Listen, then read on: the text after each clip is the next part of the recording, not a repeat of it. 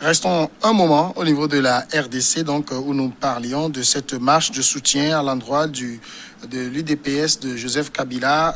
Nitite Kroko, vous avez la parole avant la pause.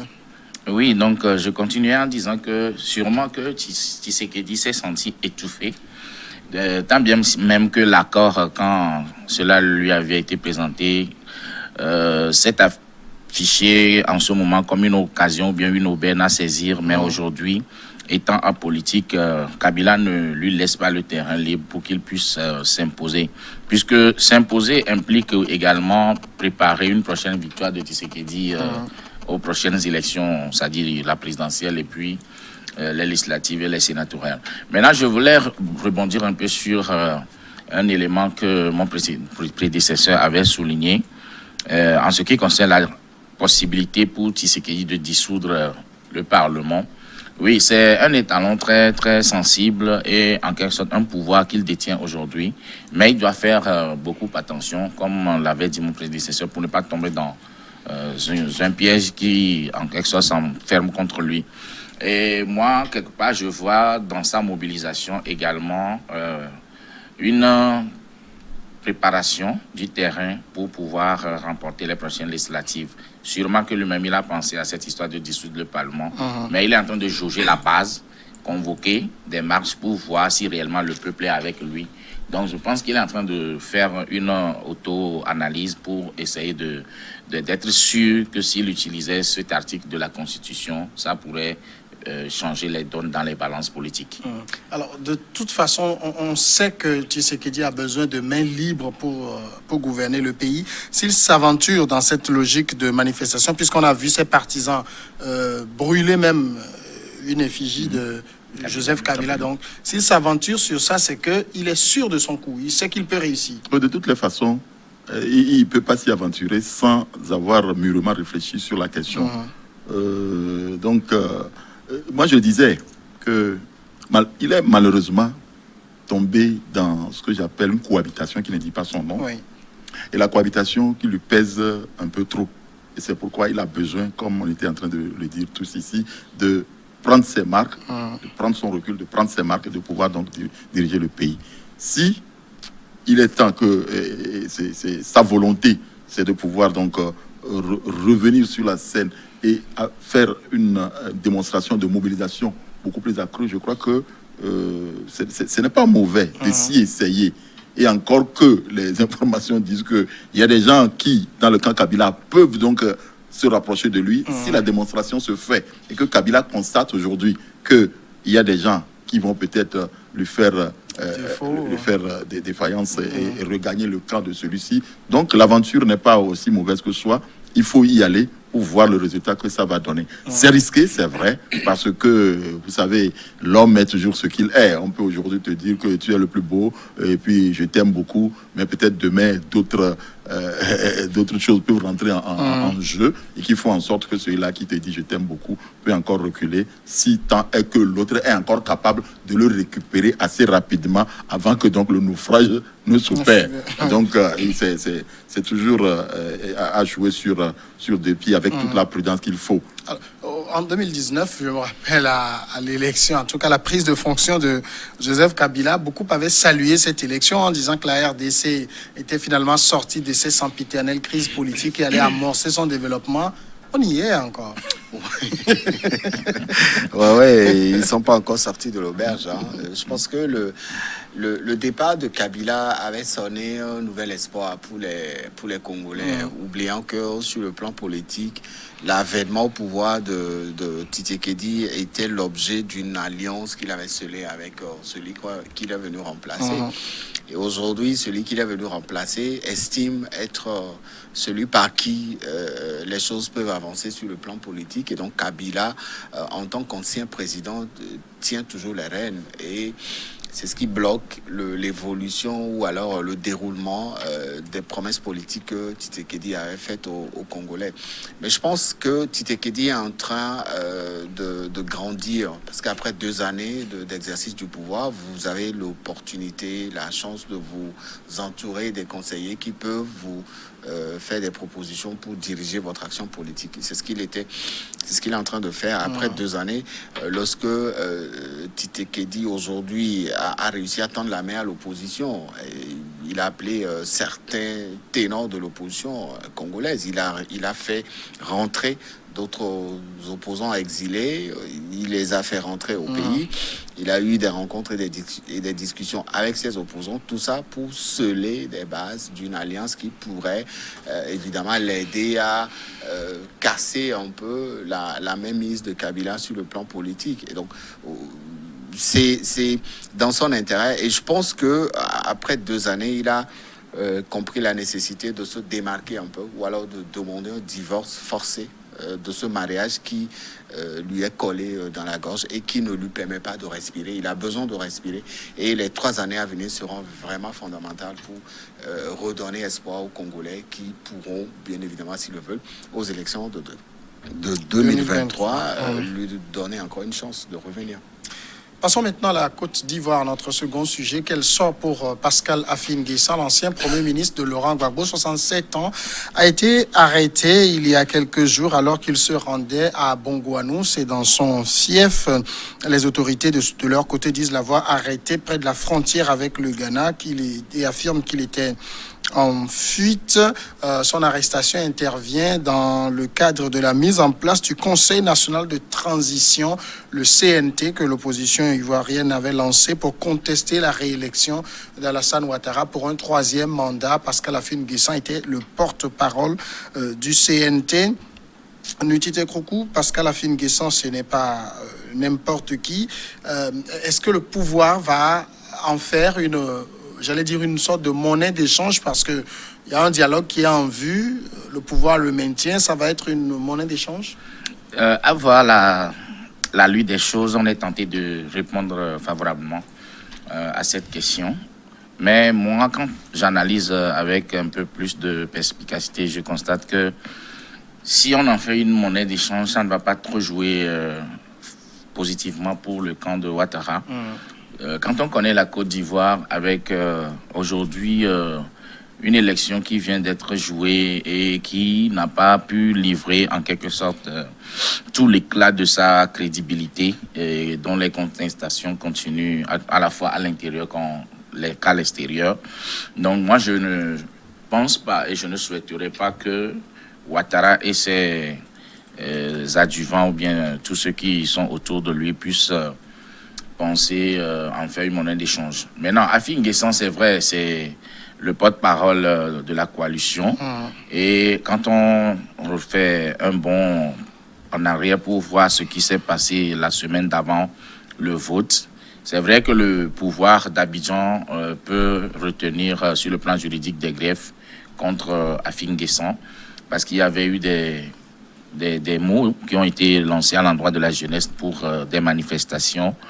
La désobéissance civile... C'est tout leur droit aussi. Voilà. Quelque part, il y a eu beaucoup de heurts, il y a eu des affrontements, il y a eu des décès, tout ça. C'est vrai que c'est des deux côtés, mais le pouvoir va vouloir imputer beaucoup de responsabilités à Affi-N'Guessan pour essayer de se dédouaner par rapport à certains échecs de la politique de Ouattara ces dernières semaines. Maintenant, pour voir qu'est-ce que ça va donner à l'avenir, moi je pense que Ouattara a intérêt à revoir ses copies, à se donner peut-être une chance de sortir par la grande porte, parce qu'il y a toujours une possibilité. Et le dialogue qu'il a mené la dernière fois avec Bédié, Henri Konan Bédié, moi je n'ai pas tellement approuvé cela, parce que je pense qu'il aurait plutôt fait un dialogue inclusif avec tous les acteurs. Pourquoi pas, pour que la Côte d'Ivoire puisse grandir et sortir vraiment de la crise, ouvrir les portes même à Laurent Gbagbo, et pour qu'on puisse assister à vraiment des audiences politiques qui puissent permettre au peuple ivoirien de se retrouver avec sa destinée. Donc voilà ce que je pense à mon niveau. Lorsque l'ancien président Bédié avait rencontré Ouattara, Après, on a vu un communiqué du PDC qui posait un certain nombre de préalables aux discussions, dont la remise en liberté de Pascal Affi-N'Guessan, qui n'est pas encore effective.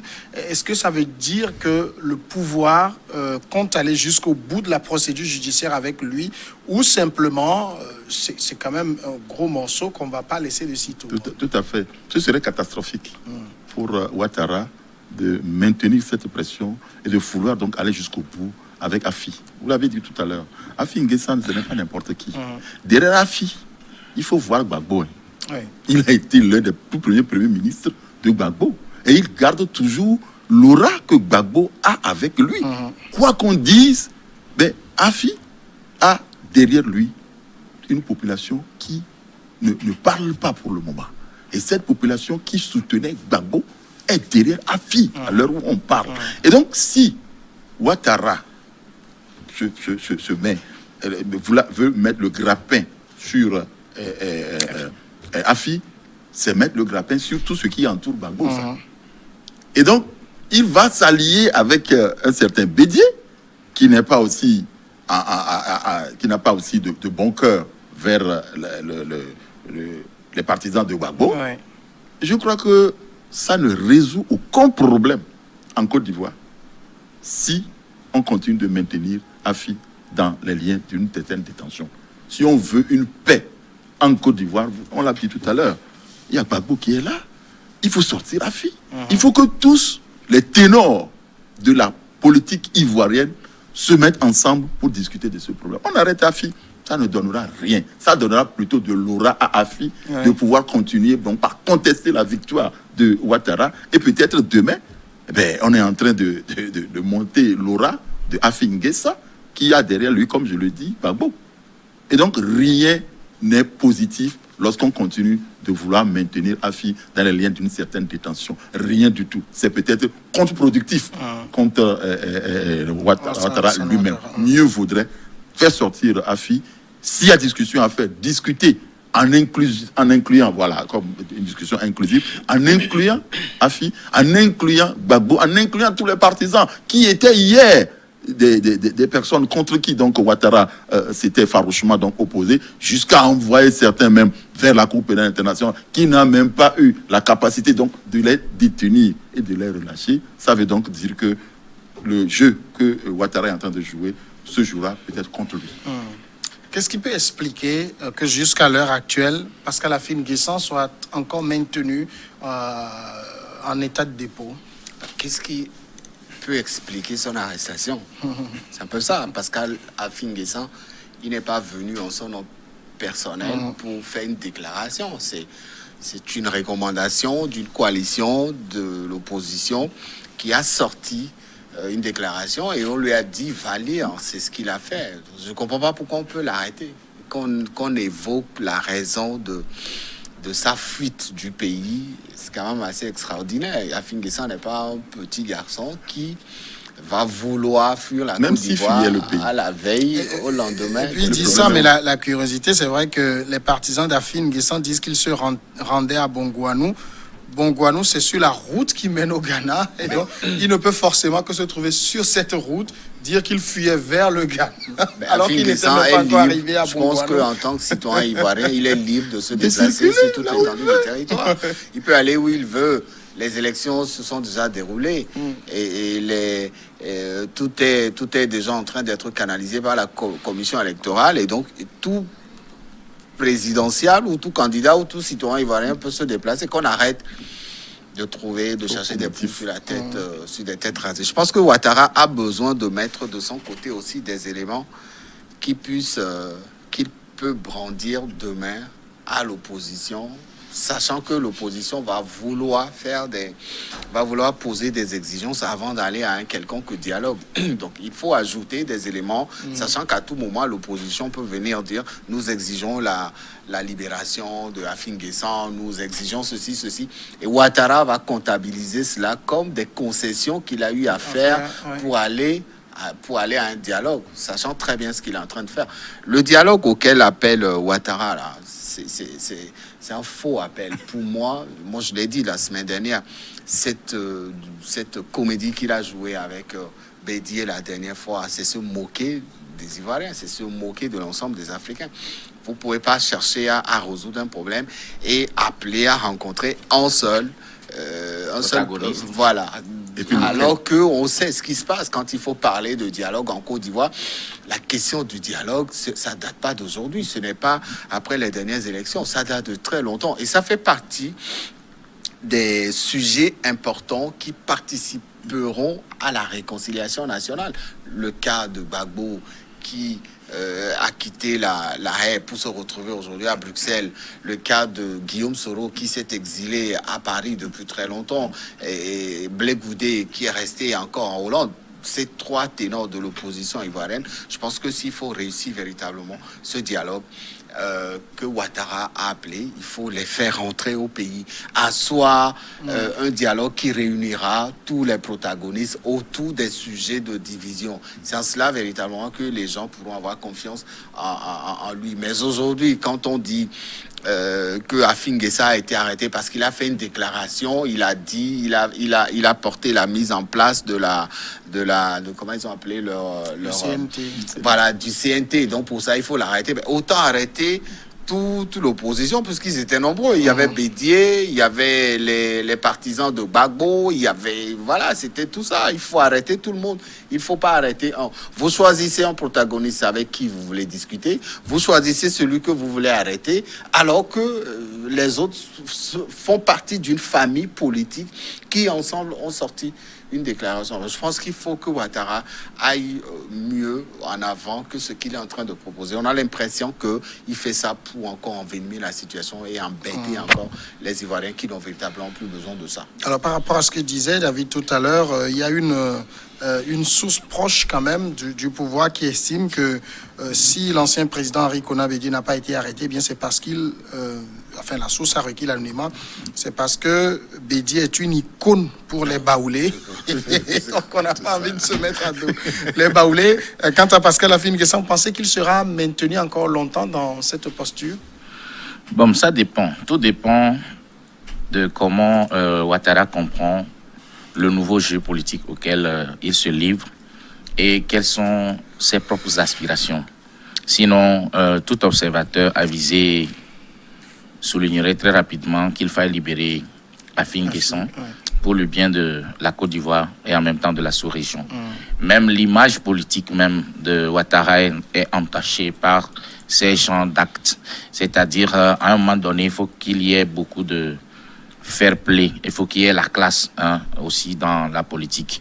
Et donc, il faut éviter au maximum certaines actions qui puissent porter du discrédit à notre image. Ouattara, quelque part, il n'est pas normalement une personnalité aussi néfaste ou négative que ça, mais il s'est endossé à un moment donné de sa vie politique des mauvais choix, s'il faut le dire. Et donc, comme on l'a dit, le temps permet de mieux faire les choses. Il a aujourd'hui la possibilité de se racheter parce que tout le monde peut commettre des erreurs à un moment donné, que ce soit en politique ou dans quelque domaine que ce soit. Donc moi, je pense qu'avec son âge, il doit commencer à aller vers la sagesse politique et essayer d'éviter à la Côte d'Ivoire un scénario de guerre civile. Tous les ingrédients sont en train d'être amenés sur la table du menu politique auquel nous assistons aujourd'hui. Et si malheureusement on tombait dans cette dérive, je pense que c'est lui qui serait le premier indexé. Donc la Côte d'Ivoire a besoin de se reconstruire. Elle vient de sortir d'une crise avec la guerre civile dirigée par Soro et autres Ouattara dans le temps. Aujourd'hui, Ouattara doit ouvrir maintenant des dialogues, des discussions, non seulement crédibles, mais élargies à toute la classe politique. Inviter même, comme l'a souligné tout à l'heure mon prédécesseur, Laurent Gbagbo et Charles Blé Goudé, qui, quelque part, ont à dire beaucoup à ce Ouattara parce que hier, tout dernièrement, ils ont eu un dossier très brûlant entre les trois. Et donc, Ouattara doit même rechercher cette réconciliation avec ces deux acteurs majeurs de la classe politique ivoirienne parce qu'on ne sait jamais à l'avenir ce que le pays va lui réserver. Donc, voilà. Basile, vous vous rappelez quand même que si on fait un peu une comparaison avec le Togo à l'époque, il y avait des gens en détention, l'opposition avait demandé leur libération, donc on les libérait à compte-gouttes pour montrer que le pouvoir était très disposé, était très ouvert et tout. Peut-être que Ouattara veut faire la même chose. Non. Si l'image que vous venez de tracer ne correspond pas effectivement à la situation qui se passe aujourd'hui en Côte d'Ivoire, c'est-à-dire que ceux dont on parle peut-être à Lomé ont été reconnus coupables de quelques. Mais qu'est-ce qu'on reproche à celui-là? Le prendre pour que le pouvoir estime que la mise en dire. place du CNT, c'est... attendez, je vais retrouver le mot tout à l'heure. C'est comme une tentative de déstabilisation, de renversement des autorités élues. Ça ne veut rien dire. C'est-à-dire que c'est un mauvais calcul que de prendre Afi N'Guessan et de le jeter en prison. C'est un mauvais calcul. Il ne gagnera rien dedans. Il sera peut-être contraint même, avant même que l'opposition n'exige qu'on relâche, il sera contraint de relâcher Afi avant qu'il y ait quelques dialogues que ce soit. Parce que rien ne lui permet de mettre ce jeu ou bien ce truc dans la balance pour demander à la population de dire libérer Afi d'abord, libérer Afi d'abord. Non. C'est-à-dire que c'est d'autres terrains dont Ouattara a peur. Ouattara a peur de la situation du lendemain de lui-même. Quand les gens se maintiennent au pouvoir, quand il dit qu'il sera toujours au pouvoir, c'est parce que demain, il aura des comptes à rendre. C'est peut-être pour fuir ces comptes qu'il doit rendre qu'il se maintient toujours au pouvoir. Je l'ai dit la dernière fois ici, je ne sais pas où, mais qu'il y a eu une situation catastrophique en Côte d'Ivoire. Il y a eu guerre en Côte d'Ivoire. On a arrêté Gbagbo, on a arrêté Blé Goudé, on a voulu les juger. Mais on reconnaît aujourd'hui qu'ils ne sont pas coupables de ce qui s'est passé en Côte d'Ivoire. Il y a eu des morts. Mais qui est le coupable? Je crois que quand la machine va commencer par reprendre chemin, cette machine va atterrir devant Ouattara. Et c'est peut-être ce que Ouattara est en train de peut-être vouloir éviter. Mais il ne peut pas continuer par l'éviter. Donc, l'arrestation de Afi, c'est une histoire sans tête ni queue. Et ça ne résout aucun problème. Et je crois que l'opposition ne va même pas le demander avant qu'il relâche Afi N'Guessan. Si Ouattara veut du bien pour la Côte d'Ivoire, il faut mettre tout là sur un tapis, dérouler tout sur un tapis et inviter toute la classe politique à s'asseoir, à voir quel est le problème que nous avons, comment pourrons-nous arriver à résoudre ce problème ensemble pour que de là où Fouad Bani est, ils puissent dormir en paix. Parce que je ne crois pas, s'il est mort, voit ce qui se passe derrière eux, Fouad ne serait pas là en train de dormir surtout tranquille. que ce sont ces deux héritiers qui sont en train de se faire. Bon, rappelons aussi que la justice ivoirienne recherche Touakeuz Mabri, ancien ministre, également au même titre. Il le recherche au même titre que Pascal Afi N'Guessan. Peut-être le problème avec Alassane Ouattara avec Pascal Afi N'Guessan, c'est que Afi est devenu trop radical, alors qu'à un moment donné, on le considérait comme celui qui jouait le jeu de Ouattara au nom de l'opposition. Ouais, on peut l'interpréter aussi comme ça, parce que c'est le moment des règlements de compte. Vous savez, ce politicien n'a pas eu de soucis jusqu'au jour des élections, le 31 octobre dernier.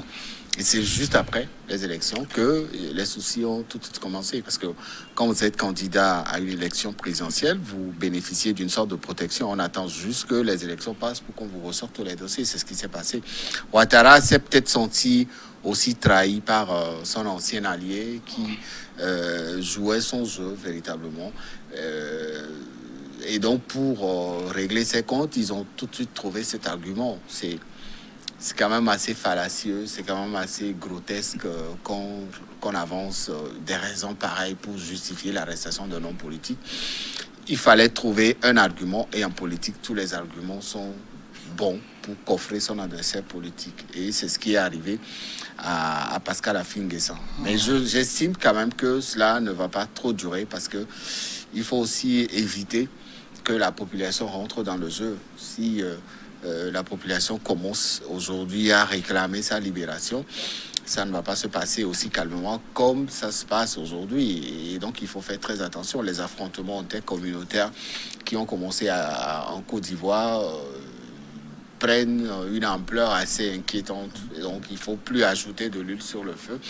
Ouattara a beaucoup plus à gagner en étant beaucoup plus ouvert avec ses opposants et en faisant preuve d'une certaine volonté, d'une certaine ouverture pour régler le problème. Ce n'est pas l'opposition qui a créé la crise aujourd'hui en Côte d'Ivoire, c'est Ouattara. Et on sait comment ça s'est passé depuis le début de sa déclaration jusqu'au choix du dauphin, son décès et puis le retour de Ouattara sur ses paroles. Et donc c'est tout ça qui compose aujourd'hui cette crise et chacun doit jouer de sa partition. Ouattara en premier parce que c'est lui l'initiateur et il doit comprendre que choisir ses adversaires avec qui il veut parler ne l'arrange pas. Choisir ceux qu'il veut mettre en prison également ne l'arrange pas. Il faut éviter à la Côte d'Ivoire de retomber dans les situations dramatiques qu'elle avait connues en 2010-2011. La solution, un dialogue inclusif?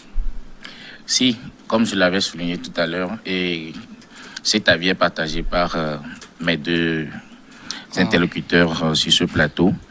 Et je pense que l'ensemble de la classe politique ivoirienne aussi partagerait cet avis d'un dialogue inclusif parce que l'idée derrière un dialogue inclusif, c'est quoi? C'est essayer d'amortir les chocs pour pouvoir proposer aux Ivoiriens un renouveau et un apaisement. Et donc, dialogue inclusif, oui, et surtout réconciliation nationale.